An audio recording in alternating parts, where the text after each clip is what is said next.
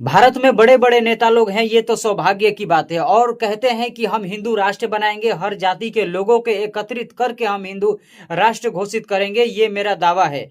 चाहे वो किसी भी जाति के लोग हैं, और छोटे बड़े जाति के हैं, या चाहे किसी भी समाज के लोग हैं, हम उनको बिल्कुल एकत्रित करेंगे। अगर उन पे अत्याचार होती है हिंदू राष्ट्र बनाने के बाद, या हिंदू राष्ट्र बनाने से पहले उन पे अत्याचार होती है, तो हम उनके सुरक्षा के लिए हमेशा खड़े रहेंगे, ये भारत के नेताओं का कहना है।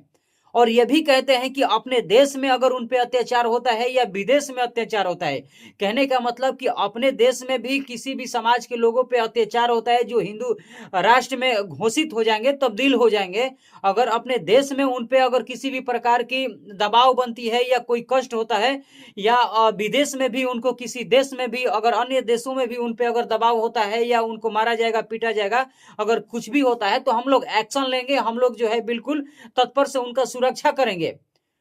तो जरा सोचिए, वहीं एक दीपू चंद्र दास जो वह भी हिंदू हैं, वह भी दलित समाज से आते हैं। अब जरा सोचिए, वो बांग्लादेश में उनके ऊपर अगर इस तरीके से अत्याचार होता है, तो भारत के बड़े बड़े नेता जो हिंदू राष्ट्र बनाने की बात करते हैं, उनको ये सोचना चाहिए कि भाई किसी भी प्रकार से जिस हिंदुओं को मारा जा रहा है, पीटा जा रहा है, अत्याचार किया जा रहा है, उनको बचाया जाए, ताकि उन पे किसी भी प्रकार की जो है कि जानलेवा हमला ना किया जाए, उनको बचाया जाए। जितने भी सारे लोग सुरक्षित हैं, उनको कम से कम बचाया जाए।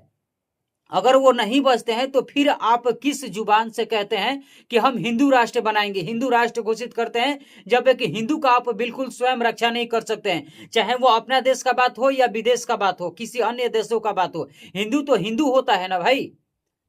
बाकी वही दीपू चंद्र दास एक दलित समाज से आते हैं, और उन पे बहुत सारे अत्याचार किया जाता है, उनको मारा भी पीटा जाता है। वो कंपनी में काम करते थे, उस कंपनी से खींच करके उनको पेड़ पे लटका करके उनको जिस तरीके से जिंदा जलाया जाता है, ये कतई ये भारत के नेताओं को ये बिल्कुल बर्दाश्त नहीं करनी चाहिए।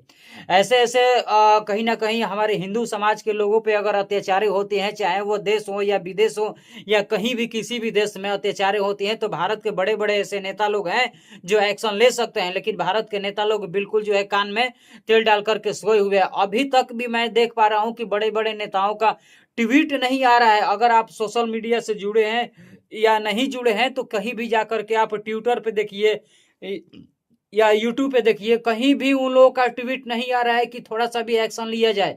बहुत सारे ऐसे भारत में नेता लोग हैं जिनको अभी ये पता भी नहीं होगा कि बांग्लादेश में हिंदुओं को मारा जा रहा है। केवल हिंदू राष्ट्र बनाइए, हिंदू राष्ट्र बनाइए, हर समाज के लोगों को जोड़िए और हिंदू राष्ट्र बनाइए। अब जरा सोचिए, भारत में ही बड़े बड़े मुसलमान लोग हैं, लेकिन मुसलमान को कोई छेड़ नहीं रहा है। भारत के लोग इतने मान सम्मान देते हैं, इज्जत प्रतिष्ठा देते हैं, किसी को मारते पीटते तक भी नहीं है। भारत के वैसे वैसे हिंदू लोग हैं कि मुस्लिम धर्म के लोगों को थोड़ा सा भी छू भी नहीं पाते हैं, अच्छे से मान सम्मान करते हैं। बाकी दूसरे देश में तो हिंदुओं का थोड़ा सा भी जो है वहां पे बोलबाला नहीं चलता है, उनको मारा जाता है, पीटा जाता है, कुछ बोल करके उनको भगाया जाता है।